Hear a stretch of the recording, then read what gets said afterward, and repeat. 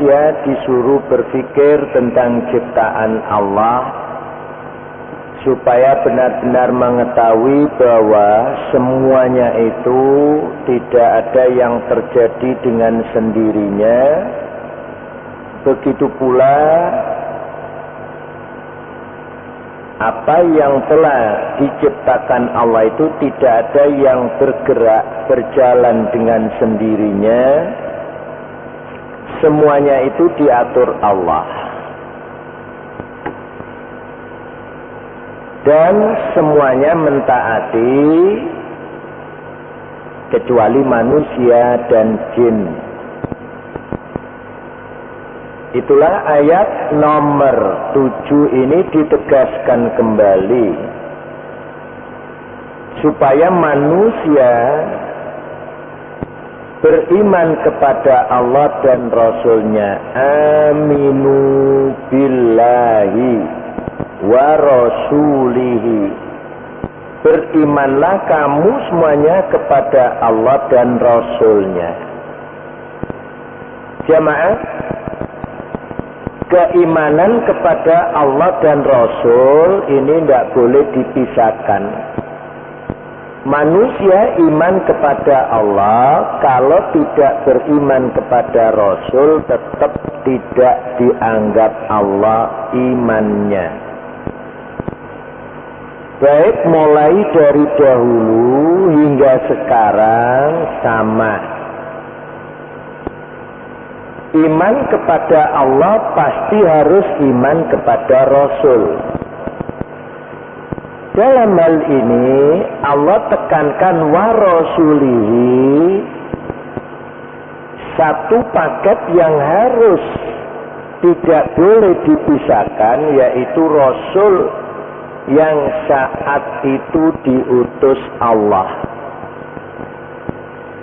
Seperti sekarang ini di akhir zaman, Rasul yang diutus Allah Nabi Muhammad. Jika ada orang mengaku beriman kepada Allah, tapi kalau tidak mau mengikuti Nabi Muhammad di dalam tata cara peribadatannya, maka orang tersebut dianggap Allah tidak beriman. Oleh karena itulah, dengan perintah Allah ayat nomor 7 ini, aminu billahi wa rasulihi. Kata-kata Rasul ini bentuk mufrad.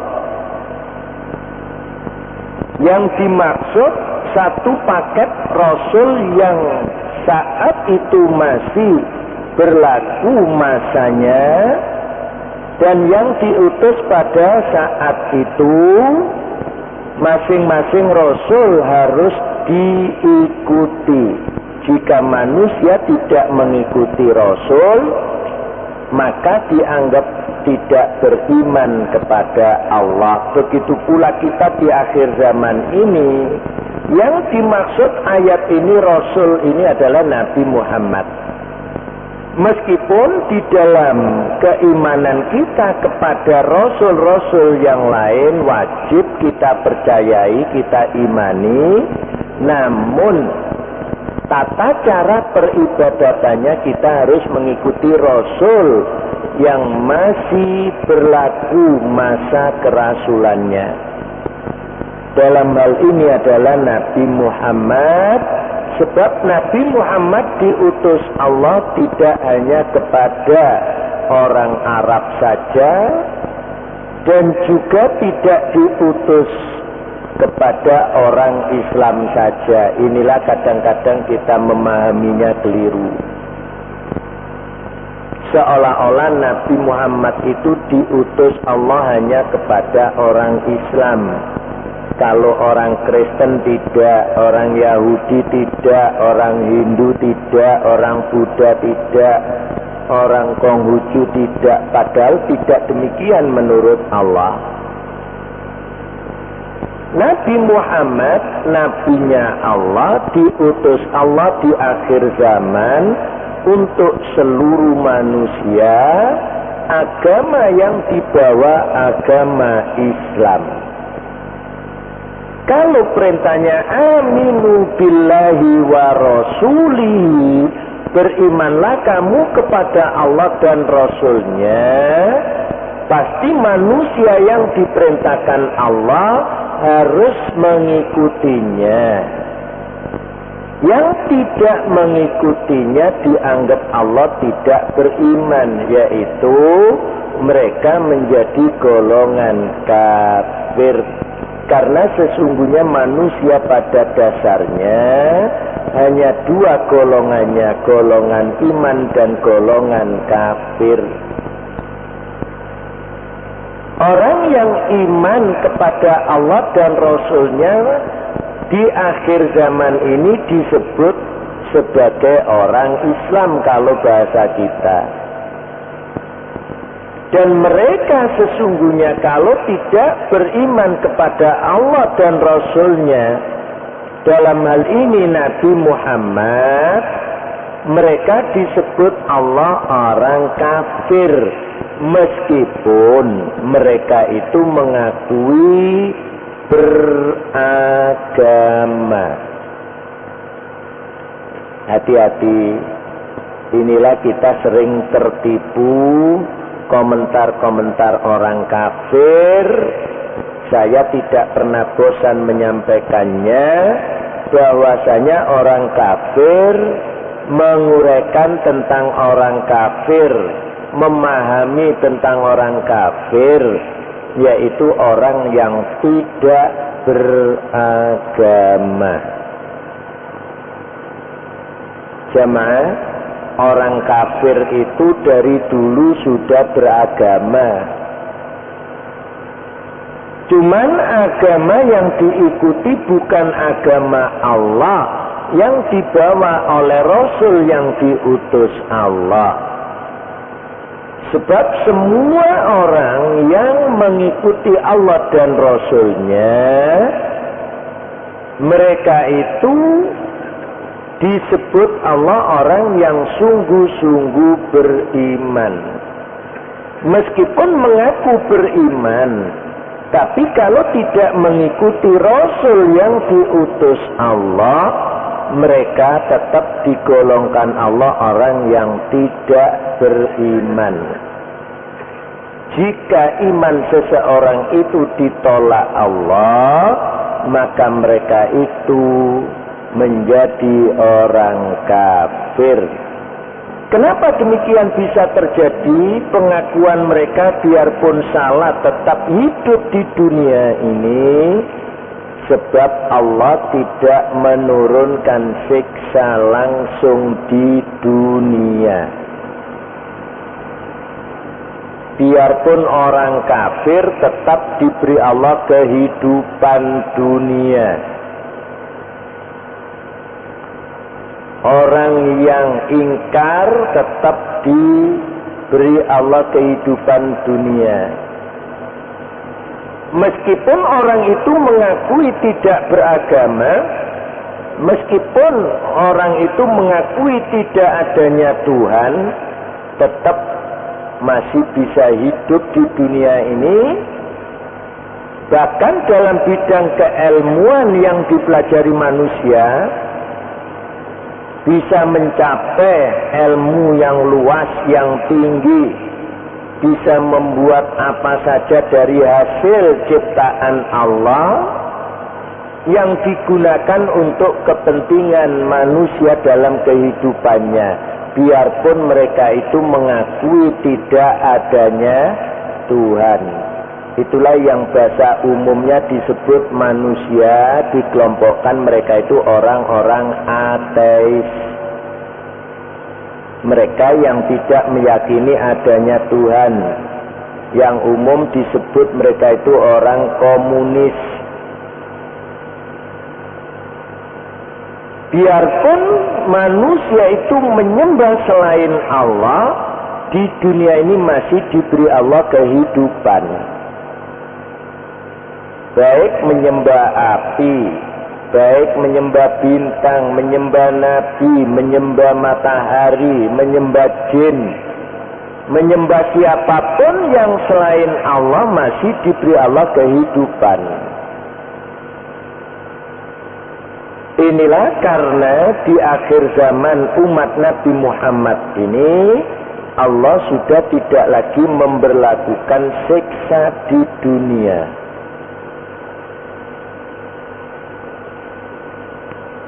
Oleh karena itu, biarpun tidak beriman menurut Allah, masih dapat kekayaan yang banyak, masih mempunyai pangkat yang tinggi, masih bisa menjadi orang yang hebat, tapi jangan kira orang seperti itu akan masuk surga. Sebab orang yang dimasukkan surga oleh Allah yang benar-benar beriman mengikuti Allah dan Rasul yang diutus Allah, yang masih berlaku masa kerasulannya. Itulah dalam hal ini adalah Nabi Muhammad sallallahu alaihi wasallam, karena Nabi Muhammad diutus untuk seluruh manusia, batas waktunya sampai dunia ini kiamat. Setelah Allah perintahkan manusia itu beriman kepada Allah dan Rasulnya, dan tata cara peribadatannya mengikuti Rasul yang diutus Allah, kemudian Allah perintahkan wa anfiqu mimma ja'alakum mustakhlafina fih. Anfiku, umumnya kalimat ini diterjemahkan dengan belanjakanlah. Ada juga yang dengan istilah infakkanlah, nafkahkanlah. Apa-apa yang Allah menjadikan kamu menguasainya. Kalau berbicara manusia menguasainya, tidak ada lagi yang dikuasai manusia itu kecuali harta benda. Jadi masing-masing manusia menguasai harta bendanya sendiri-sendiri. Dengan demikian supaya manusia tidak keliru di dalam menjalankan, membelanjakan, maka diperintahkan Allah supaya manusia itu membelanjakannya di jalan Allah. Kenapa demikian? Karena harta benda yang kita belanjakan di jalan Allah akan dinilai Allah sebagai perbuatan yang benar, dan pasti Allah akan melipat gandakan. Paling sedikit Allah melipatkannya 10 kali. Yang banyak 700, yang paling banyak tidak terhingga. Itulah yang digambarkan Allah dalam surat Al-Baqarah, bahwasanya orang yang membelanjakan hartanya di jalan Allah, digambarkan Allah dengan sebutir atau biji satu yang nanti bisa tumbuh menjadi 7 cabang. Masing-masing cabang itu 100, berarti itu 700 yang paling banyak. Taruhlah manusia membelanjakan di jalan Allah, katakan 100, kalau dilipat gandakan paling sedikit 10, berarti 100 kali 10. Kalau dilipat gandakan 700, ya 700 kali, berarti 100 kali 700. Dan yang paling banyak terserah Allah, berapa saja jumlah kelipatannya itu urusan Allah. Dan semuanya ini tidak pernah terjadi dalam bentuk realitanya, katakan saja kita masukkan celengan masjid, setelah keluar masjid kita mendapatkan gantinya. Kalau seperti itu mungkin manusia tidak ada yang malas ke masjid. Jadi begitu masukkan celengan, keluar dapat. Tapi jangan dikira itu malah semakin baik, justru malah semakin hancur kehidupan ini. Oleh karena itulah Allah janjikan seperti ini, tinggal manusia yang beriman itu percaya maupun tidak. Itulah yang nanti akan dinilai Allah. Dan Allah tidak pernah akan mengingkari janjinya. Cuman kadang-kadang manusia memahami ayat-ayat Allah dan dikaitkan dengan keseharian kehidupannya, seolah-olah Allah sering mengingkari janji. Jamaah, saya pernah ditanya takmir masjid. Yang takmir masjid itu ditanya oleh jamaah masjid tidak bisa menjawab, yang berkaitan dengan apa yang dijanjikan Allah. Umumnya saya yakin semua kita sudah menghafalkannya. La in syakartum la azidannakum wa la in kafartum inna azabi la syadid. Jika kamu bersyukur, pastilah akan aku tambah, kata Allah.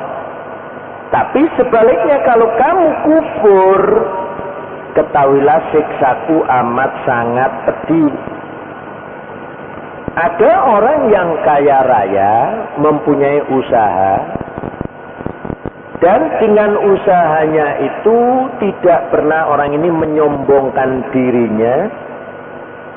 Setiap ada orang yang membutuhkannya, pastilah dia itu betul-betul seringkali membantu, baik dalam keuangan maupun yang lain.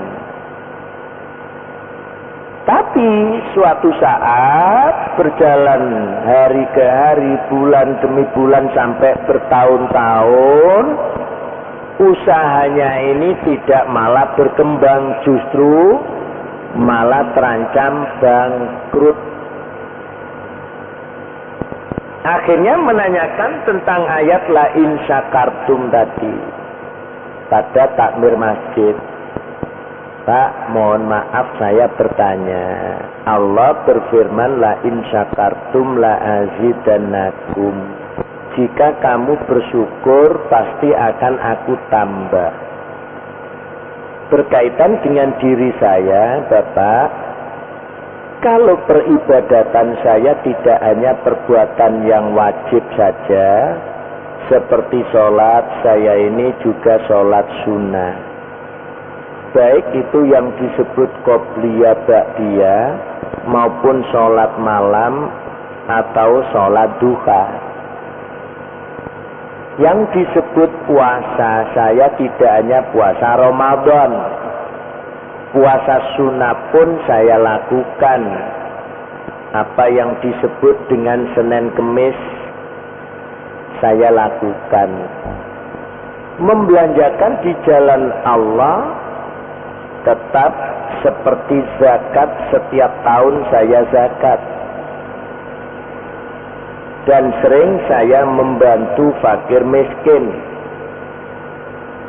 Tapi dalam perjalanan hidup saya ini, usaha saya, kalau menurut ayat Allah tadi Allah akan menambah, berarti kalau saya punya satu usaha bisa menjadi dua.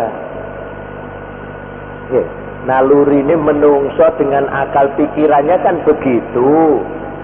Jadi kalau punya satu usaha, dengan syukur bisa menjadi dua. Atau paling enggak dengan balasan yang sedikit tadi, 10 kali lipat tadi, berarti modalnya akan menjadi banyak. Berkembanglah usahanya, meskipun tidak punya usaha yang lain menjadi dua, tidak. Tapi kenyataannya saya ini semakin bangkrut. Mana janji Allah itu? Nah, takmir masjidnya ini tidak bisa jawab, menanyakan pada saya. Saya sampaikan, Bapak, bagaimana keterangan yang bertanya itu? Apakah sudah sesuai dengan aturan syariat Allah di dalam melaksanakannya? Katanya sudah, Ustaz. Nah, kita kan tidak boleh suudon. Kalau memang pengakuannya sudah, berarti juga dalam keikhlasannya sudah sesuai dengan syariatnya. Tetap kalau usahanya bangkrut itu memang Allah sengaja mengujinya dengan terbalik. Saat diberi Allah kekayaan melimpah ruah, orang tersebut masih bisa mengikuti perintah Allah sesuai dengan yang kita kaji pagi ini, menafkahkan di jalan Allah. Setelah Allah menghabiskan harta bendanya, apakah dia masih beriman kepada Allah atau malah suudzon kepada Allah? Ini loh yang akan dinilai Allah. Kalau orang tersebut sampai suudzon kepada Allah, la in syakartum la azidannakum. Kalau begitu Allah hanya ngomong tok, Allah mengingkari janjinya. Katanya innallaha la yukhliful mi'at. Allah tidak mengingkari janji. Kenyataannya kok saya ini bangkrut. Hati-hati loh ya, pemikiran ini kadang-kadang muncul. Ada lagi juga demikian, hartanya tambah banyak, tapi di keluarga itu sakit bergantian. Habis bapaknya, ibunya, anaknya terus muter aja ini. Nggak pernah ada sembuhnya. Sampai kadang-kadang terjadi kematian. Memang inilah kalau kita berbicara ujian. Allah menguji, manusia diberi harta banyak, yang disebut ujian dengan khair, yang umumnya disebut manusia kebaikan. Allah menguji dengan harta yang banyak, kemudian Allah bangkrutkan, dan juga diberi penyakit yang tidak pernah berhenti silih berganti di dalam rumah tangganya. Memang ini sengaja Allah menguji manusia seperti itu. Itulah yang dijelaskan dalam surat Al-Anbiya ayat nomor 35. A'udzu billahi minasyaitonir rajim. Kullu nafsin dha'iqatul maut. Setiap yang hidup pasti mati. Wa nabluukum, dan kami menguji kamu, bisyarri wal khairi fitnatan wa ilaina turja'un. Dengan syar, kejelekan, yang dianggap jelek manusia, bangkrut usahanya, miskin, fakir, sakit, dianggap jelek.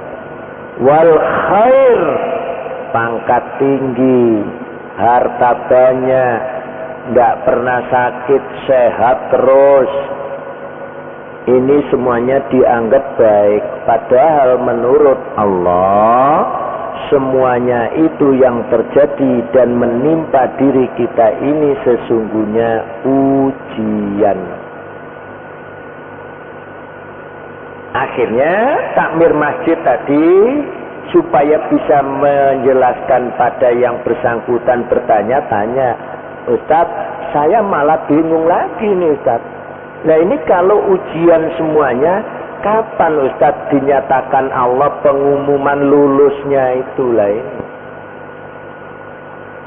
Logikanya ya masuk, setiap ujian ada pengumuman lulus dan tidak lulus. Hati-hati, Allah awali ayatnya kullu nafsin dha'iqatul maut, setiap yang hidup pasti mati. Jadi kalau ingin tahu lulus dan tidaknya ujian kita hidup ini, ya mati dulu. Kalau sudah mati baru tahu lulus ataupun tidak. Dan ujian kehidupan, ujian keimanan ini tidak ada atau remedi atau perbaikan, nggak ada. Begitu mati dinyatakan lulus surga, tidak lulus neraka. Inilah yang Allah katakan pada lanjutan ayat. Setelah Allah perintahkan iman kepada Allah dan Rasul serta membelanjakan apa saja yang kita miliki itu di jalan Allah. Falladzina amanu minkum wa anfaqu lahum ajrun kabir. Siapa saja manusia yang beriman di antara kamu, hai manusia, dan benar-benar menginfakkan, membelanjakan di jalan Allah, lahum bagi mereka itu ajrun, pahala kabir yang besar. Kapan pahala itu diberikan? Setelah manusia dibangkitkan dari kubur, mereka mendapatkan surga. Karena pahala yang besar ini bukan sesuatu yang di dunia yang besar ini. Malah kalau diberikan sesuatu yang besar di dunia ini, kita malah repot ngurusnya. Pahala yang besar yang dimaksud adalah surga, dan manusia bisa menikmati kehidupan surga. Yang di surga itu tidak ada manusia merasa sedih, tidak ada manusia merasa letih, capek, payah, tidak ada sakit. Bahkan di surga tidak ada ibadah. Baik sholat, ngaji nggak pernah ada. Nikah nggak pernah gegeran. Kalau sekarang kan ada nikah gegeran, menikahi anak kecil ditangkap, dipenjara. Nah kan gegeran itu. Kalau di surga tanpa itu semuanya hanya senang. Apapun yang dikehendaki terjadi. Manusia ingin apa saja terlaksana kalau di surga. Itulah yang dijanjikan Allah, dan Allah tidak pernah mengingkari janji. Di ayat lain yang disebut amanu wa amilus sholihat. Itulah di dalam surat Wal Asri Allah katakan innal insana lafi khusrin, manusia itu pasti rugi, illal ladzina amanu wa amilus sholihat, kecuali yang beriman dan beramal soleh. Termasuk anfaku ini amal soleh.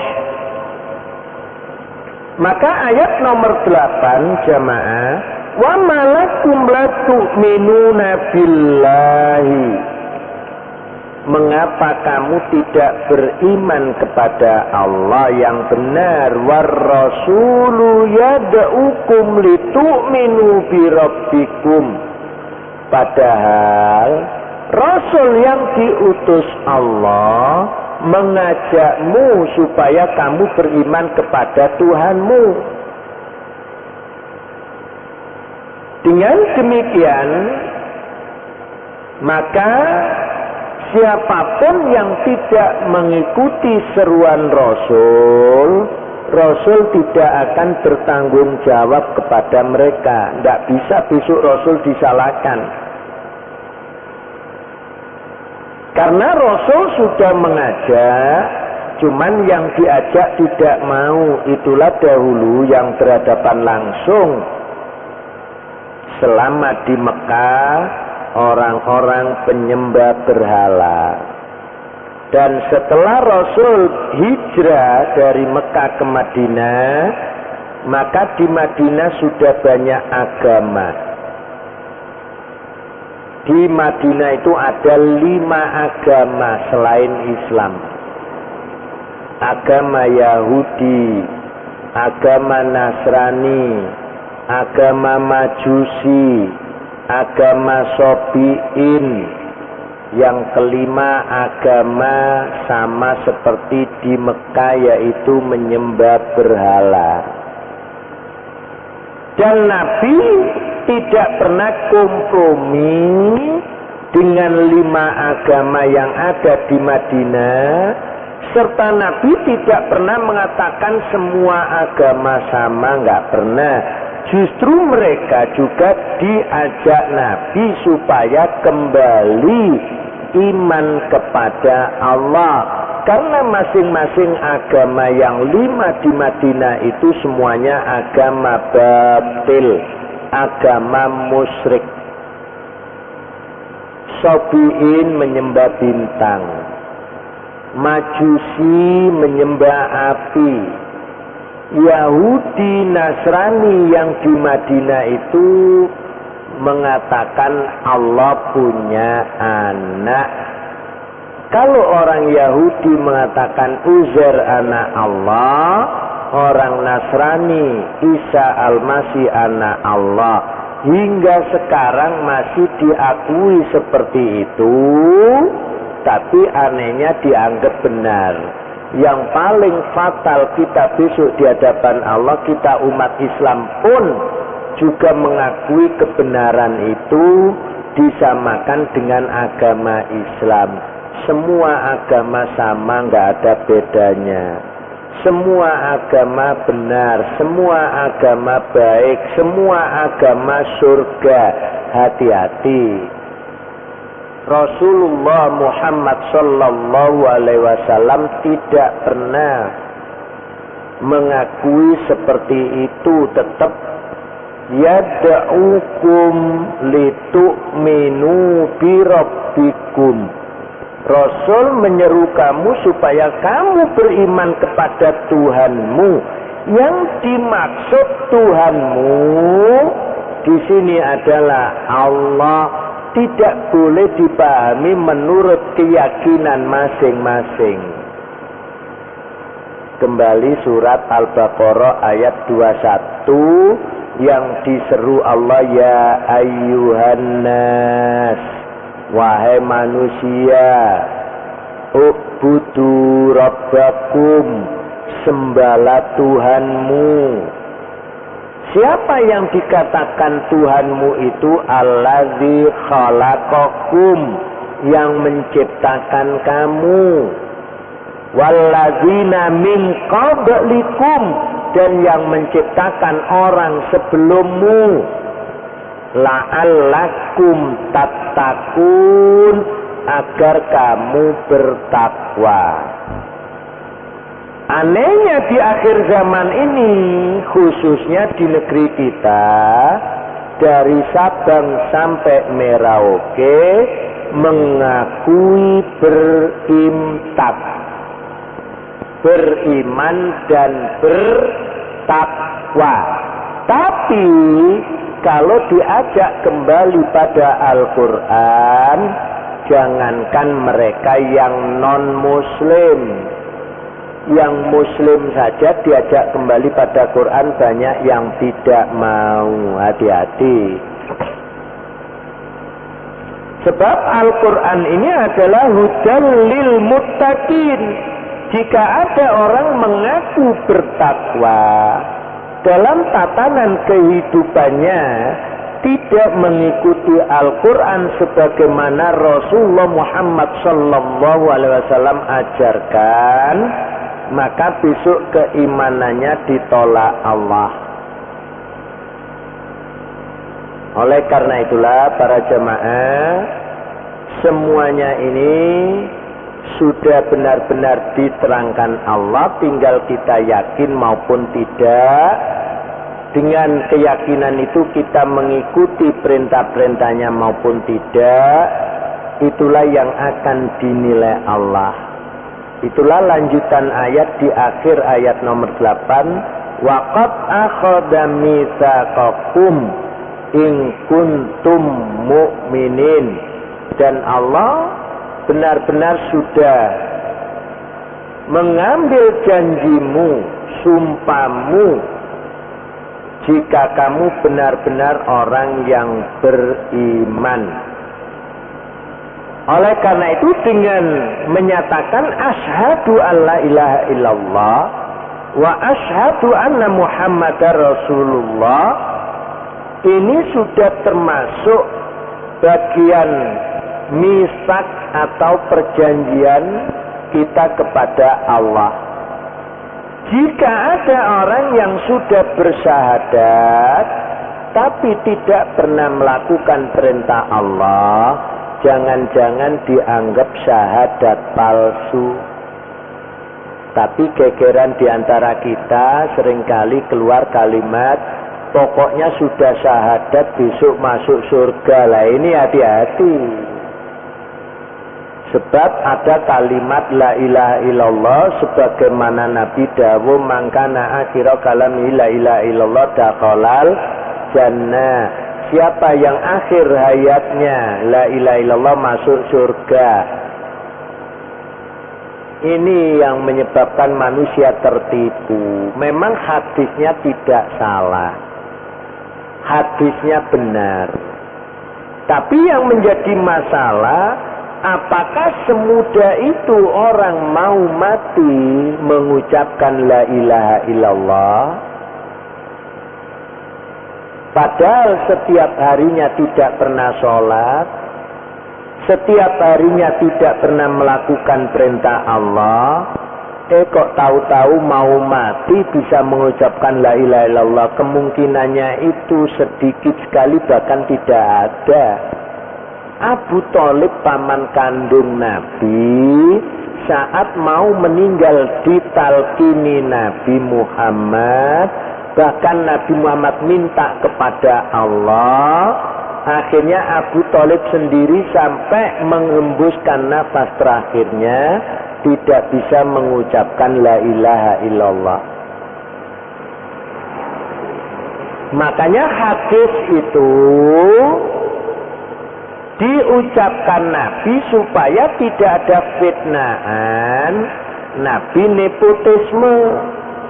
Dalam bahasa sekarang, Muhammad yang dibela hanya keluarganya saja. Oleh karena itu Nabi ucapkan secara meluas, menyeluruh hingga kita sekarang. Mangkana akhir kalami la ilaha illallah dakhalal jannah. Siapa yang akhir hayatnya la ilaha illallah masuk surga. Ya, hadisnya benar. Tapi permasalahannya, apakah semudah itu manusia mengucapkan akhir hayatnya la ilaha illallah hanya modalnya syahadat saja? Inilah yang perlu kita renungkan.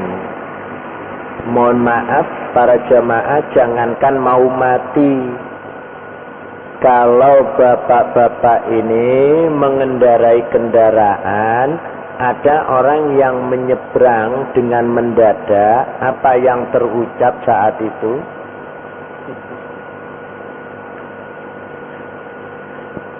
Kalau nggak salam Surabaya, ya matamu picek. Nah, itu baru ada orang nyebrang.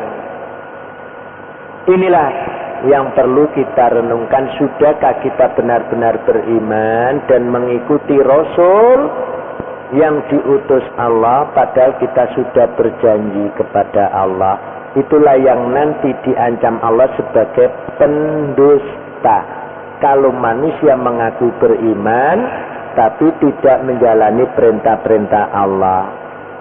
Kalau kelak ditanya, fulan kamu Islam, Islam ya Allah, kamu iman, iman ya Allah, kamu kok enggak sholat? Lah ini.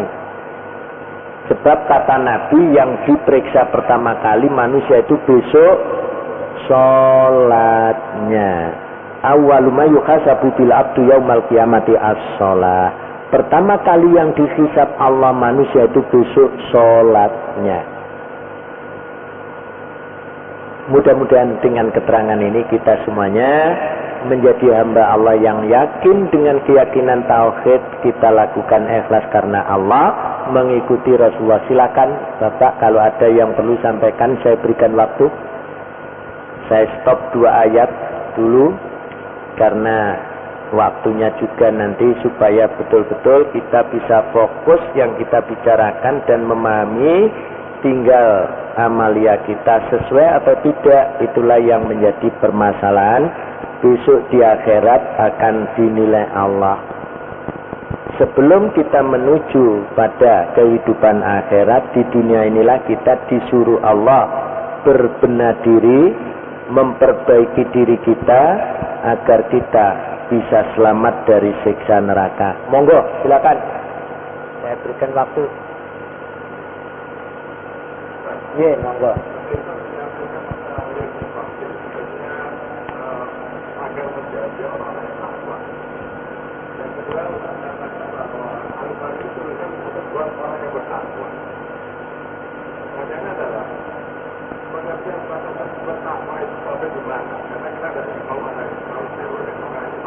Ya, yang lalu pernah saya sampaikan, takwa syaratnya 3.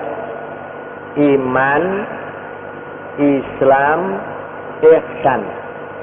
Tanpa itu bukan orang bertakwa. Dan kita sekarang diajak menjalani 2 saja. Yang digembar-gemborkan imtak. Yang satu sisi iptek. Padahal manusia dengan takwa tanpa bisa iptek itu pun surga. Nabi apa bisa iptek? Ngajari petani kurma aja keliru. Hati-hati. Sekarang kan gegerannya seperti itu. Seharusnya kita ini yang bisa menguasai. Padahal Allah tidak pernah memerintahkan sejauh itu dan Allah tidak pernah membebani. Yang diperintahkan Allah surat Al-Baqarah ayat 21, ya ayyuhan nas u'budullah u'budu rabbakum alladzi khalaqakum walladzina min qablikum la'allakum tattaqun. Lah ibadah yang benar bukan karepe dewe atau kemauan sendiri-sendiri, bukan. Ibadah itu itba Rasul, mengikuti Rasul. Itulah syaratnya, harus iman, harus Islam, harus ihsan. Makanya di dalam surat Al-Baqarah tadi hudal lil muttaqin. Siapakah yang bertakwa? Alladzina yu'minuna bil ghaibi. Berbicara iman kepada ghaib berarti kita berbicara rukun iman yang 6 itu juga. Wa yuqimuna sholat. Berbicara sholat berarti kita berbicara rukun Islam yang 5. Wa mimma razaqnahum yunfikun. Maka semuanya ini disatukan, adanya iman, rukun iman, adanya rukun Islam, adanya infak, maka ibadah itu seluruhnya disebut ihsan. Jadi kalau ada orang iman Islam tidak ihsan, neraka. Kalau ada orang ihsan tidak didasari iman dan Islam, neraka juga. Karena mereka tidak disebut takwa oleh Allah. Takwa itu harus iman, Islam, ihsan, baru takwa. Karena takwa itu derajat yang paling tinggi. Sudah bisa dipahami Bapak? Silakan, kalau belum ada unek-unek monggo. Sebab ini kalau nggak paham nanti rusak. Semuanya mengaku bertakwa. Tapi apakah semua pengakuan orang itu diterima Allah? Nanti dulu.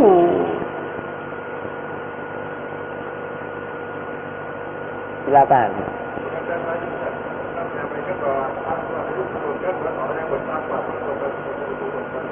Nah, Al-Baqarah 185. Syahrul Ramadan alladzi unzila fihil Qur'an hudan linnas. Al-Baqarah 185. Petunjuk bagi manusia. Wa bayyinatin minal huda wal furqan. Al-Baqarah di awal, zalikal kitabul la raiba fih hudal lil muttaqin. Bener nggak salah. Sebab manusia banyak yang mengaku bertakwa, tapi kalau diajak kembali pada Quran banyak yang nggak mau. Apa benar sifat takwa begitu? Takwa diajak kembali pada Quran nggak mau, malah nasihatnya jangan bawa-bawa Quran dalam urusan dunia. Jangan bawa-bawa Quran dalam urusan kemanusiaan. Karena kita tidak hidup di satu agama.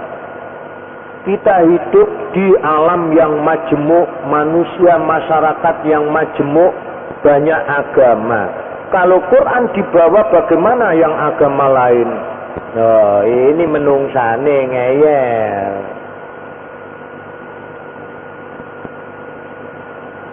Jangan bawa-bawa Quran dan agama dalam urusan politik dan negara. Kan semuanya begitu. Apa betul itu bertakwa kepada Allah? Hati-hati loh ya. Ampun, tidak dipahami Bapak.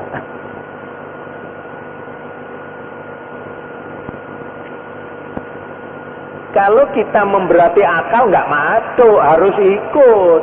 Orang yang bertakwa harus ikut Quran, gitu loh Pak, kasaran ini ya. Kalau tidak ikut Quran bukan orang yang bertakwa. Karena hudal lil muttaqin. Ya sekarang ngaku takwa nggak sholat. Ngaku takwa Al-Quran ditolak. Al-Quran dilecehkan, Al-Quran kedaluarsa. Hati-hati kalau ada orang bertakwa mengatakan demikian. Allah mendengar loh ya. Keyakinan itu tidak boleh dibelokkan. Keyakinan itu harus kenceng. Kalau belok musyrik. Keyakinan yang benar tauhid. Sudah bisa dipahami? Ya, silakan.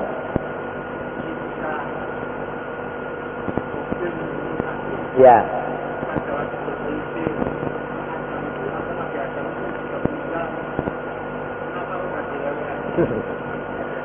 Belum meninggal Pak Nabi Adam.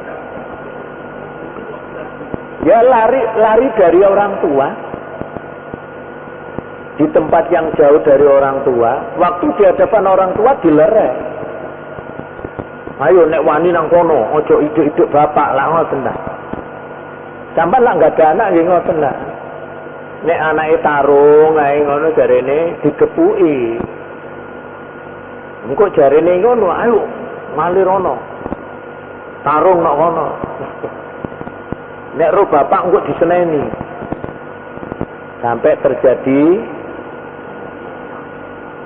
Siapa provokatornya? Padahal belum ada narkoba, belum ada dugem, belum ada, warung giras belum ada, tonggo ya belum ada. Ya kan, kalau dipikir gitu, belum ada tonggo, bisik-bisik tetangga belum ada, masih dijaga Nabi Adam dan Ibu Hawa, anaknya bisa membunuh saudaranya. Yang mempengaruhi adalah iblis. Ini loh, sekarang iblis itu tidak pernah dibicarakan. Sekarang apa wis dadi iblis kabeh, saya tidak ngerti. Sekarang dikit narkoba yang dibicarakan, budaya. Tidak pernah ada pengaruh syaitan, tidak pernah. Apa sudah jadi syaitan semuanya juga saya nggak ngerti. Sebab menurut Allah syaitan itu tidak hanya jin. Minal jinnati, dari golongan jin, wanas, dan manusia. Bisa jadi wis dadi setan kabeh, makanya nggak bicara setan. Wis dadi bolone kabeh. Padahal Allah katakan, alam ahad ilaikum ya bani Adam alla ta'budus syaitan innahu lakum aduwwum mubin wa an'buduni hadza siratum mustaqim. Surat Yasin. Padahal surat Yasin populer. Setiap orang meninggal dibacakan Yasin. Tapi sengurip nih teledor, nggak tahu memberikan makna yang benar tentang Yasin. Baru moco Yasin kalau ada orang mati. Nek kalau wong mati wis gak tahu moco Yasin. Makanya nggak ngerti kabeh. Bukankah aku telah menjanjikan kepadamu dan memerintahkan kamu, hai anak cucu Adam, janganlah kamu menyembah syaitan. Sesungguhnya syaitan itu musuhmu. Sembahlah aku. Ini loh jalan yang lurus. Jadi yang diseru Allah itu seluruh manusia. Tapi kita orang Islam ditipu oleh orang kafir. Islam itu kan untuk orang Islam. Quran kan untuk orang Islam. Nabi Muhammad kan untuk orang Islam. Kami kan bukan orang Islam, berarti Nabi kami Musa karena kami Yahudi. Kitab kami Taurat. Saudara kami Injil karena agamanya Nasrani, nabinya Nabi Isa. Wah, ini loh kita dibujui gelem tok. Padahal mereka itu tidak pernah mentaati Taurat dan Injil. Justru merombak dan merusak Taurat mereka itu. Mengatakan Allah beranak. Insya Allah ngaten, monggo silakan.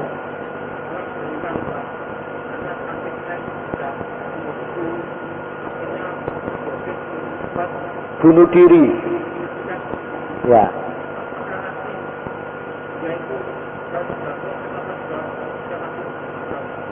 Ya, kalau imannya terbakar di dalam hatinya, tidak ada titik iman, neraka abadan.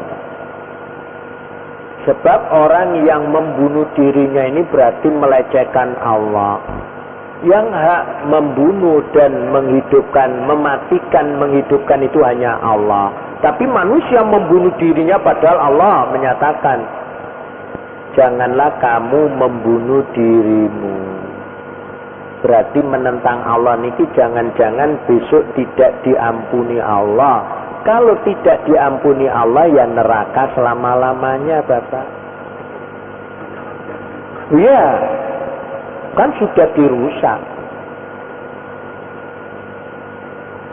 Tapi kalau dia itu titik imannya tidak terbakar, Allah masih bisa ngampuni, dintas. Nah disinilah perkara hisab itu hanya di tangan Allah.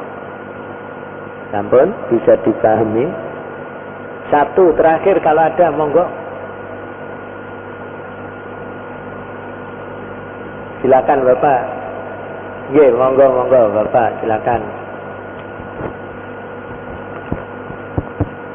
Waalaikumsalam warahmatullahi wabarakatuh.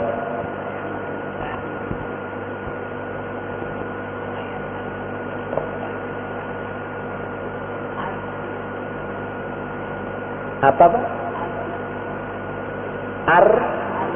Arsip. Kenapa Bapak?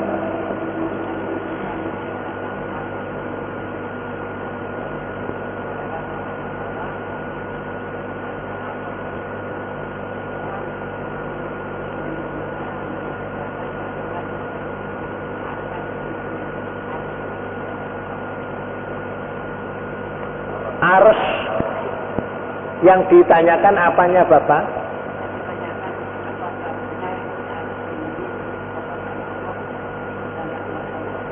Ars itu singgasananya Allah bahasa kita. Cuman manusia tidak mengetahui secara pasti bentuk singgasananya. Sumastawa alal arsh. Allah setelah menciptakan langit dan bumi, setelah itu Allah kembali pada arsy-nya. Yang jelas arsy-nya memang di sana nggak tahu di mana persisnya.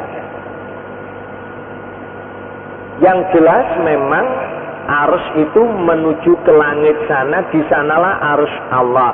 Makanya Nabi Muhammad saat Mi'raj menuju sampai Sidratil Muntaha, dan di sanalah Nabi mendekati panggilan Allah yang sampai mendekat dengan arsy Allah.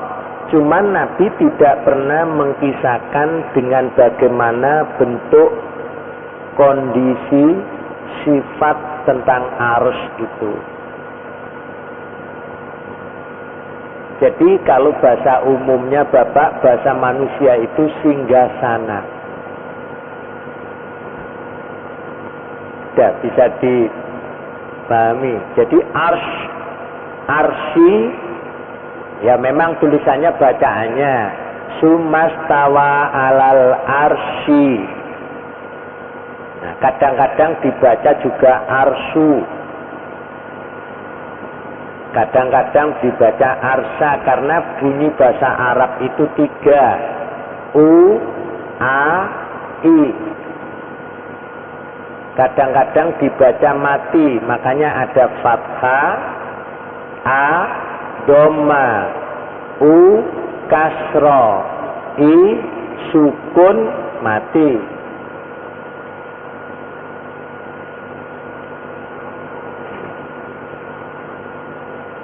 Bisa dibantu. Jadi kalau sukun di kita, khususnya orang Indonesia, kalau sukun itu enak Pak. Betul kan? Kalau sukun Arab mati.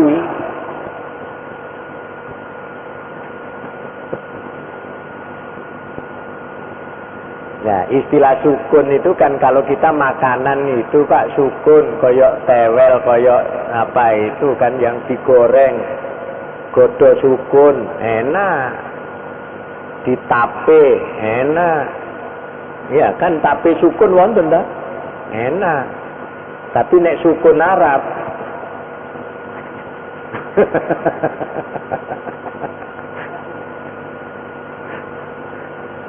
bak disukun nggak bunyi, mati.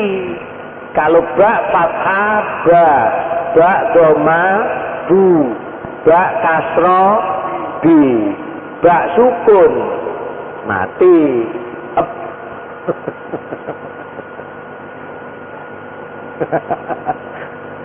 Sudah Bapak, arsy itu singgah sana. Cuman bagaimana? Nggak usah gegeran nanti. Apa seperti singgasananya raja? Oh, geger lagi. Ada lagi kursi. Wasi'a kursiyuhus samawati wal ard. Allah punya kursi. Bagaimana kursinya Allah? Pesen di mebel mana lo, tambah gak karu-karuan nanti bicara. Ya kita pasrahkan karena kita tidak pernah melihat kursinya Allah. Tapi orang Islam kadang-kadang berebut kursi. Sebelum mendapatkan kursi membaca ayat kursi.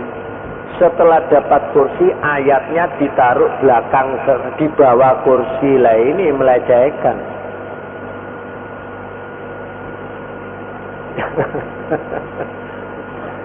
Itulah mudah-mudahan kita tidak terpengaruh, kita berpegang teguh pada tauhid. Dengan tauhid itulah kita pasti masuk surga. Orang musyrik amalannya ditolak. Orang musyrik dia pun haji 20 kali selama hidup. Tiap tahun haji selama 20 kali. Kemudian mati tapi dinilai Allah musyrik. Oh, ditolak pak hajinya. Ditolak sholatnya. Ditolak puasanya. Gara-gara Allah mengatakan kamu musyrik. Siapa yang diancam pertama kalinya? Nabi Muhammad. Surat Az-Zumar ayat nomor 65. Lain asrokta Muhammad, jika kamu menyekutukan, layah batonna amaluka, perbuatanmu hangus. Wala takunanna minal khosirin, kamu pasti rugi. Nabi Muhammad diancam Allah takut. Lah kita ini diancam Allah nggak pernah takut. Susahnya kan enak aja jawabnya. Kan bisa tobat. Kalau pensiun aja nanti tobat. Lah ini susah. Nyambut gawe ngentit korupsi. Alasannya nanti kalau pensiun tobat. Nah ini kayak Gazus belum sampai pensiun sudah ketangkap ini. Itu masih di dunia. Apalagi besok di akhirat. Mudah-mudahan kita diselamatkan Allah dari gangguan-gangguan kemusyrikan, kemunafikan, kefasikan, kekafiran, kemurtadan, sifat dengki, iri, sombong, takabur. Semuanya itu penyakit hati yang menyebabkan amalan kita tidak diterima Allah. Mudah-mudahan Allah menjaganya dan menerima amal ibadah kita serta mengampuni dosa-dosa kita agar kita tergolong hambanya yang berbahagia.